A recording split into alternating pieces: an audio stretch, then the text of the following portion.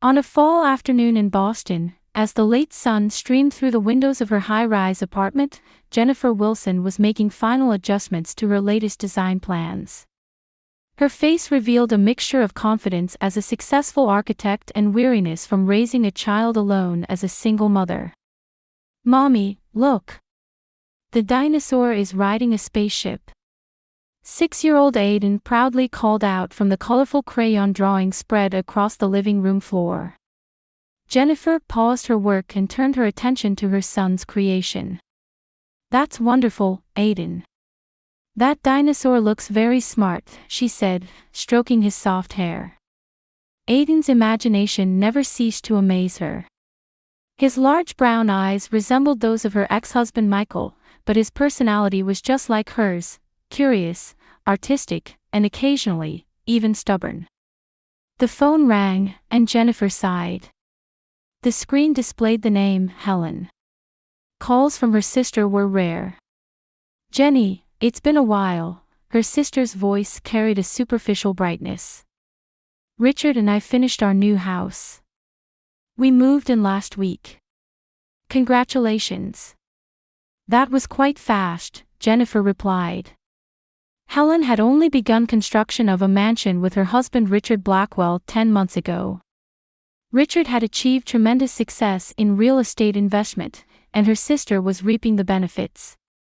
"Are you upset that I didn't ask you to design it, even though my sister is an architect?" Helen's voice carried a hint of sarcasm. "Not at all," Jennifer lied. In truth, she was a little hurt. "You and Richard have your own style." "That's right," Helen agreed. "Anyway, I'd like to invite you and Aiden over for the weekend. From Friday night until Sunday. What do you think?" Jennifer hesitated momentarily. Her relationship with her sister was complicated. From childhood, their parents had lavished excessive affection on Jennifer, praising her artistic talents. While she was always treated as the special child, Helen remained in the shadows. The unbalanced treatment between the two daughters had created an irreparable rift in their sisterly relationship. After their parents died in a car accident 5 years ago, the rift deepened. Most of the inheritance went to Jennifer, with art funds and educational trusts established for Aiden. It was legally sound but morally complex. Though Helen had secured a wealthy husband, her eyes reflected years of perceived injustice. "Jenny? Are you still there?" Helen's voice interrupted Jennifer's thoughts. "Yes, sorry. I was just thinking," Jennifer pulled herself together. "Thank you for inviting us. We'll come. I think Aiden will be delighted." Aiden brightened at her response. "Are we going to Aunt's house?" he asked excitedly. "Didn't you say there's a pool?" Jennifer nodded.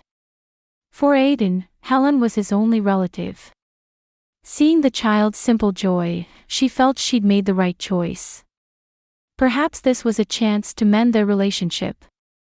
"Wonderful!" Helen exclaimed happily. "Come around 7 on Friday. I'll have dinner ready." After hanging up, Jennifer gazed out the window. Clouds were beginning to take on the colors of sunset. She reflected on the complicated past she shared with her sister. While Jennifer had always been the center of their parents' attention, Helen was the ordinary child. Their parents showed little enthusiasm for her average grades and hobbies. The pain became most evident when Helen left home immediately after graduating high school. After that, she kept contact to a minimum until she met Richard.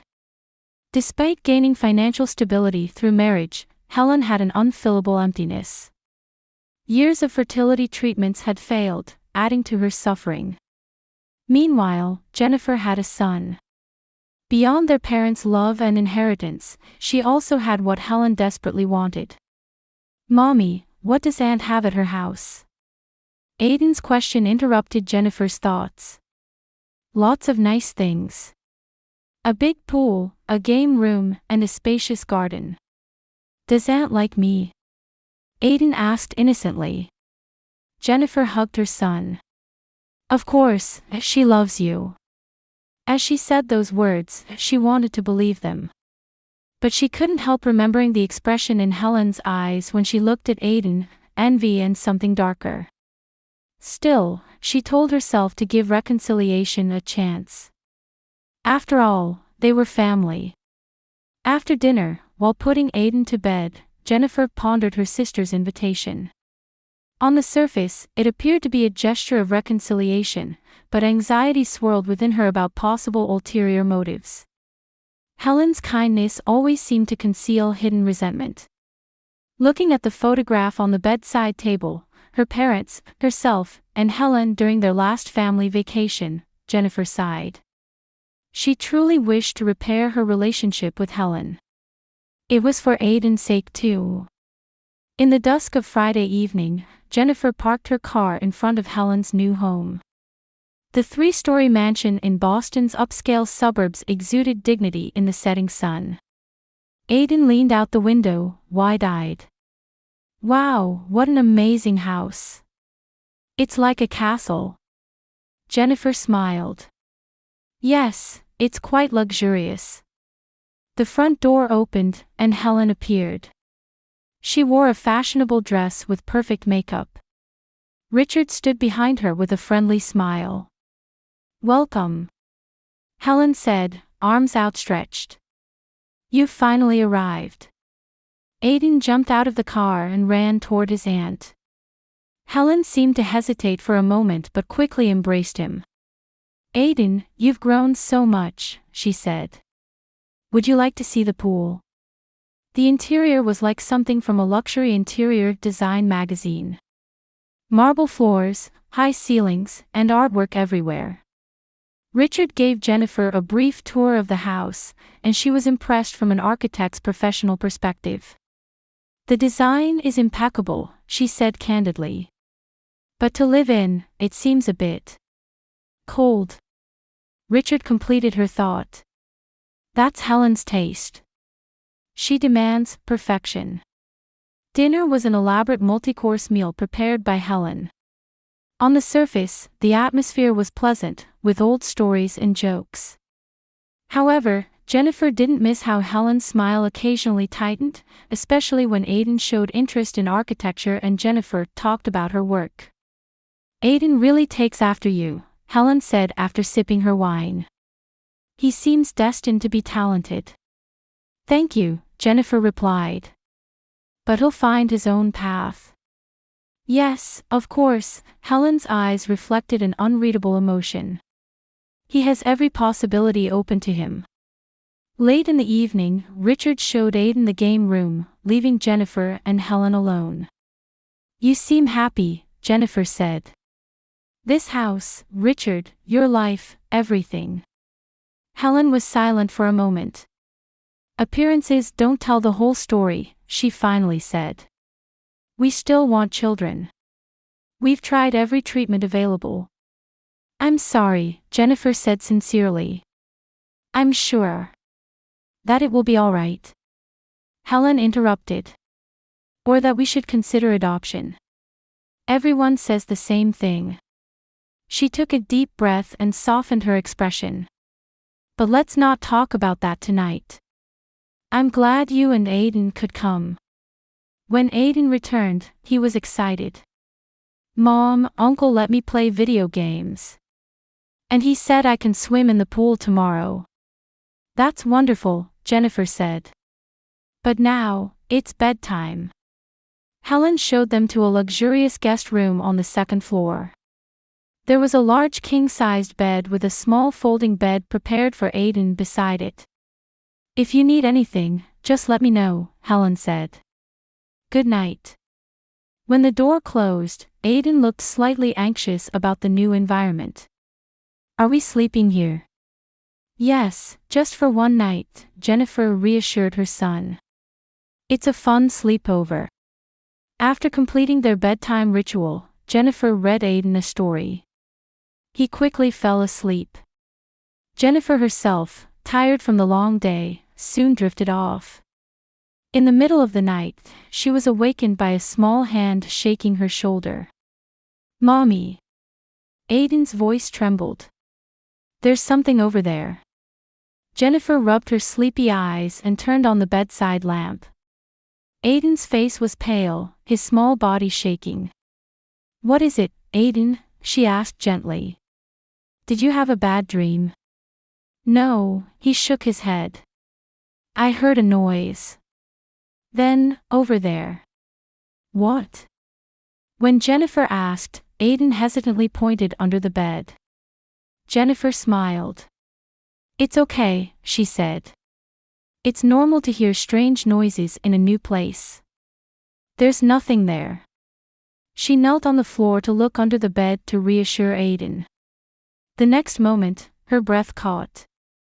Under the bed, a small camera and recording device were installed, with a tiny red light blinking.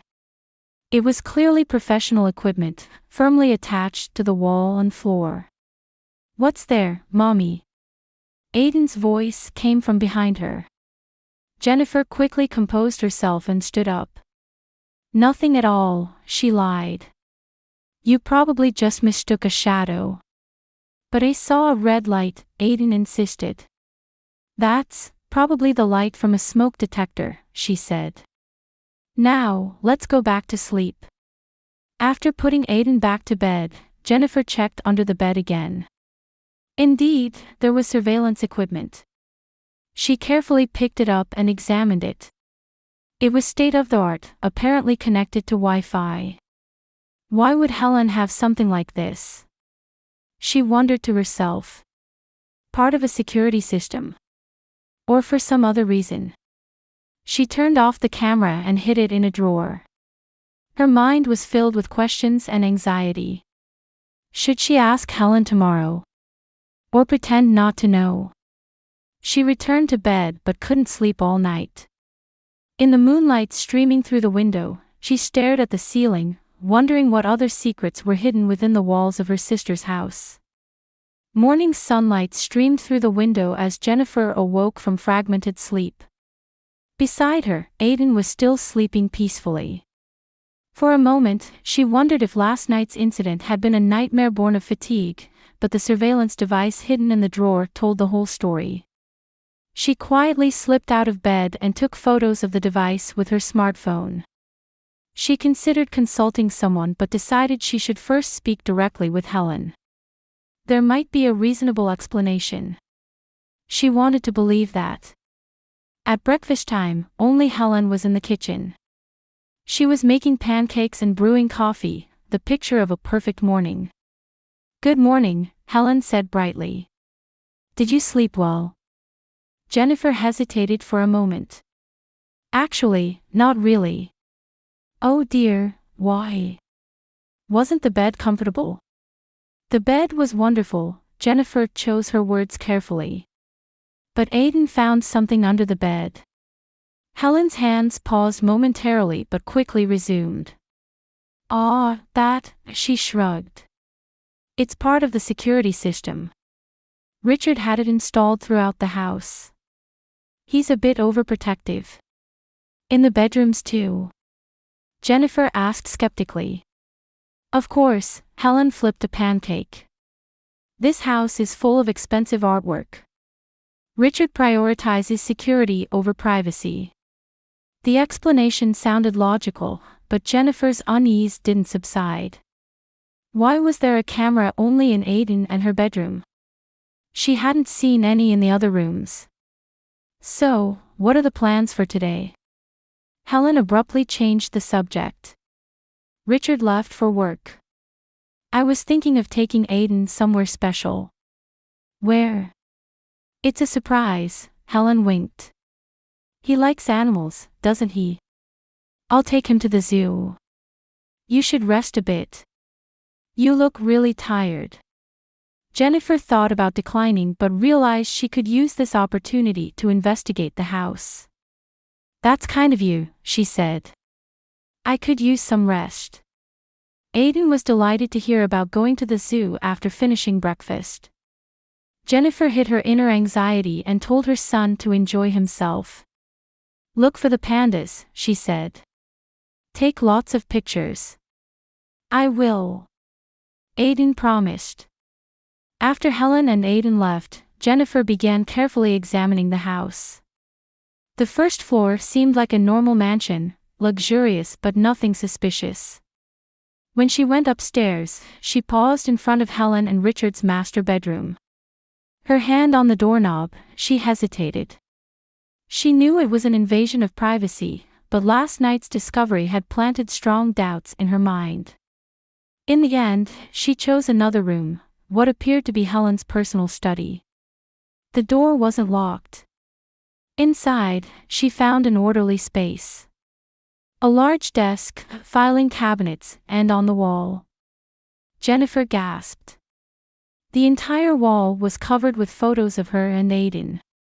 Pictures of them in the park, Aiden at school, photos taken from outside their apartment. Some were clearly shot with a telephoto lens, taken without their knowledge. "Oh my God," she whispered in a trembling voice. On the desk were neatly arranged files.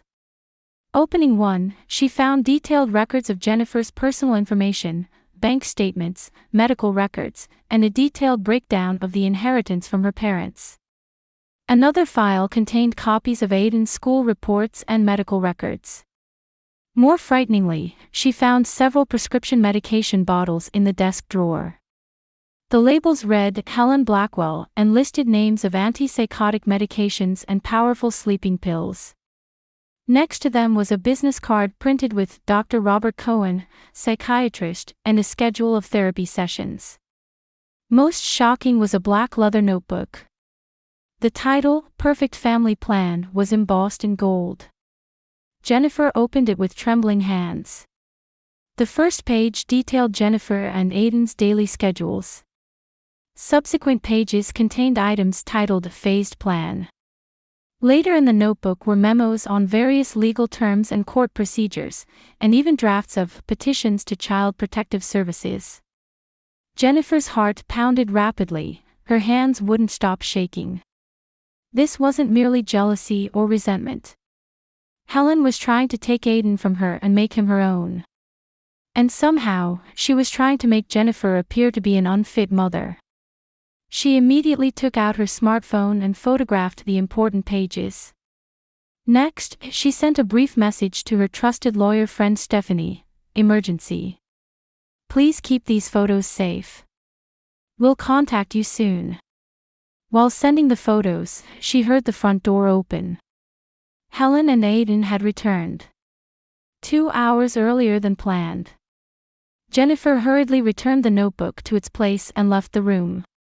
Hearing footsteps in the hallway, she quickly returned to her guest room. Her heart was pounding fiercely. A few minutes later, there was a knock, and Helen peeked in.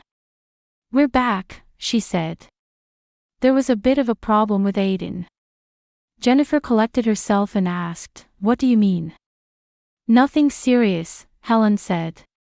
"He said he wasn't feeling well, so we came back early. Probably didn't agree with his breakfast." When Aiden entered the room, he indeed looked pale. Jennifer embraced him. "What's wrong, Aiden?"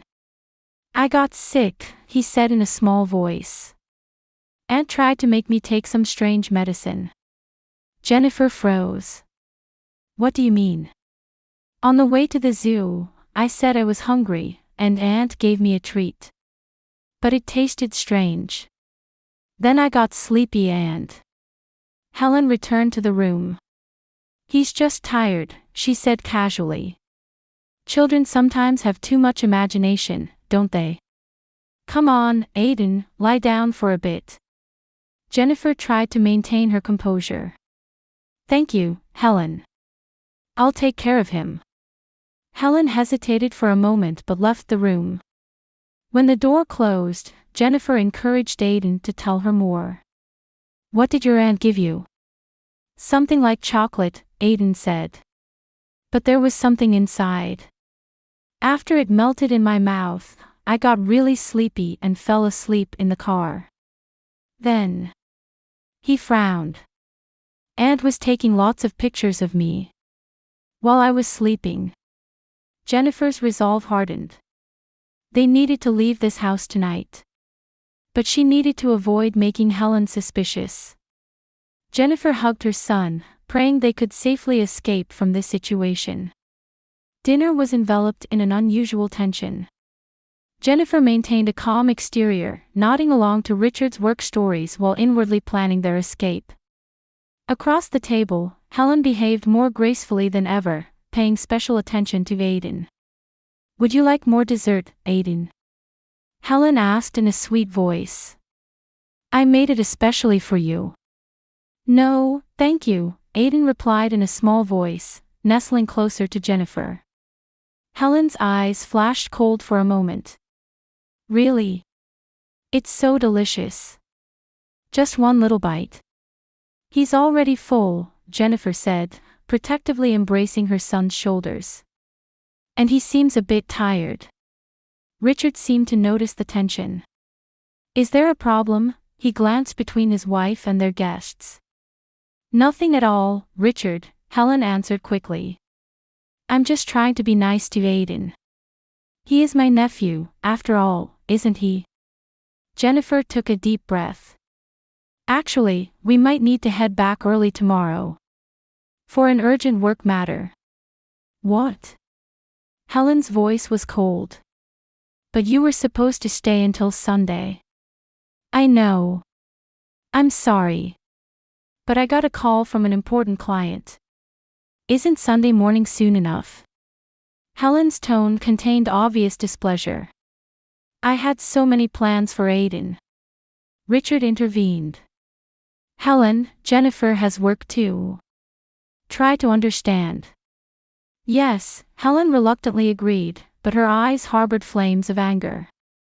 "Of course, I understand." After dinner, Richard retired to his study, and Jennifer and Aiden returned to the guest room. Jennifer quietly instructed Aiden to pack his clothes and reserved a late-night taxi on her smartphone. "Are we leaving tonight?" Aiden whispered. "Yes," Jennifer answered calmly. "It's a little adventure. But we need to be quiet. This is a secret mission." Aiden nodded. He was frightened enough by the events at his aunt's house not to question his mother. The clock showed 11 p.m. The house was silent. Richard and Helen had apparently retired to their bedroom. Jennifer packed the bare essentials in a bag and took Aiden's hand. They carried their shoes and tiptoed down the hallway. As they descended the stairs, Helen was waiting for them in the entrance hall. She stood with her arms crossed, wearing a nightgown. "Where are you going?" Helen's voice echoed coldly.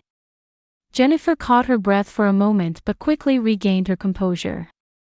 "Helen, you startled me." Aiden wanted some fresh air.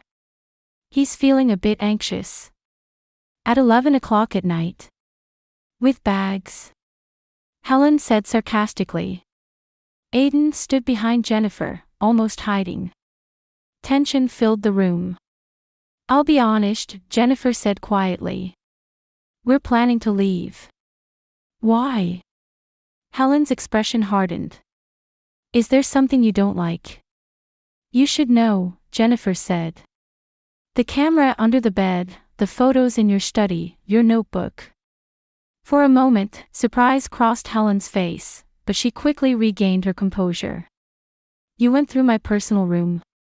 "I was concerned for Aiden's safety." "Safety?" Helen's voice rose. "You thought I would hurt him." "I'm his aunt." "You tried to drug him." Helen laughed. It was a cold, emotionless laugh. "It was just chocolate. Children have such vivid imaginations." "Don't lie," Jennifer's voice trembled. "I know what you're trying to do. You're trying to take Aiden away from me." Silence dominated the room. Helen slowly stepped forward, her face revealing all the emotions that had been hidden until now: jealousy, resentment, and anger. "You have everything, and you're still not satisfied," she said in a low voice. "Our parents' love, talent, a son, and even the inheritance. What was left for me? Fertility treatments and a cold marriage." "Helen." Shut up! Helen shouted. You don't understand anything. Always the perfect Jenny who got special treatment. Our parents only had eyes for you. No matter how hard I tried, no matter how good my grades were, it was never as important as Jenny's artistic talent. Tears began to flow from Helen's eyes. When they left most of the inheritance to you, I lost my last hope. Did they think I wouldn't care because I had Richard's money? It wasn't about the money. I wanted recognition. Jennifer felt her sister's pain. I never meant to. But that's how it was, Helen said. And now, you have everything they took from me. Especially a child. So, Aiden. He should have been mine, Helen said quietly but with terrifying conviction. It would be easy to prove you're an unfit mother.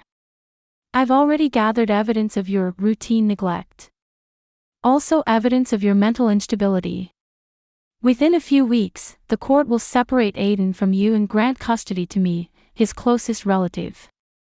You're insane, Jennifer said in a trembling voice. Insane? Helen laughed. I'm simply trying to reclaim the life that should have been mine. Your life should have been mine, but our parents chose you. But this time, it's my turn to choose. She took another step toward Jennifer. I'll give you a choice.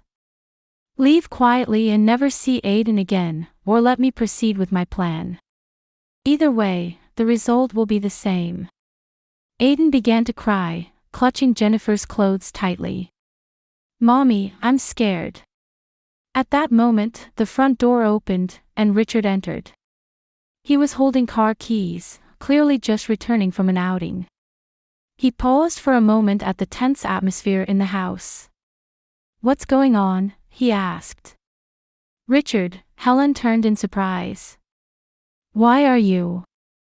I just got back from finishing some work, he said. Helen, what are you doing? Nothing, she answered quickly. Jennifer was just trying to leave with the child in the middle of the night. I was trying to stop her. Richard looked at Jennifer. Is that true? Your wife has been monitoring me and Aiden, Jennifer said. She's trying to take my son away from me. That's absurd. Helen cried. Richard sighed deeply. He took his smartphone from his pocket and operated it. Helen, that's enough. What are you talking about? I know everything, he said quietly. Your medications, appointments with the psychiatrist, and about your plan. You investigated me. Helen's face paled. I've felt something was wrong with you for months, Richard explained. Secret phone calls, strange purchases, and suddenly inviting your sister and nephew, it all connected. He turned to Jennifer. I apologize to you. I was aware of my wife's issues but didn't realize how serious they were.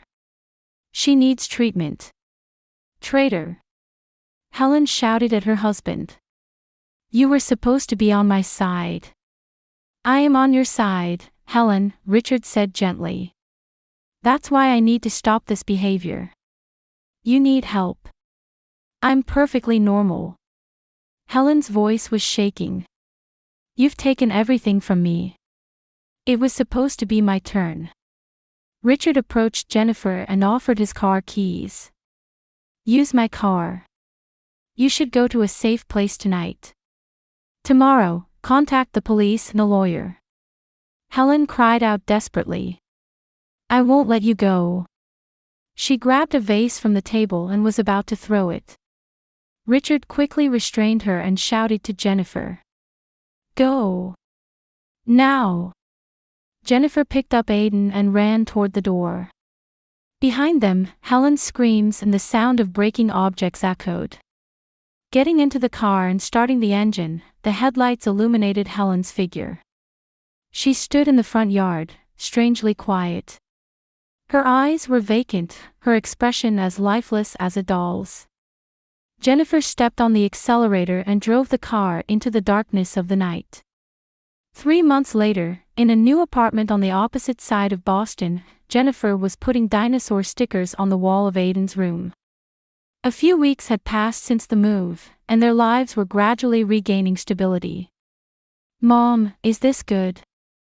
Aiden asked as he carefully placed a blue triceratops in a low position on the wall. "Perfect," Jennifer smiled.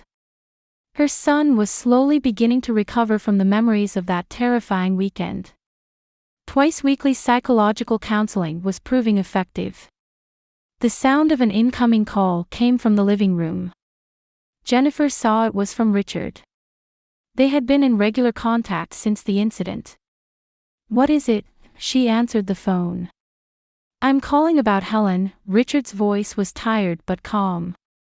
"She's been admitted to a state psychiatric facility. The court issued an involuntary commitment order." Jennifer exhaled deeply.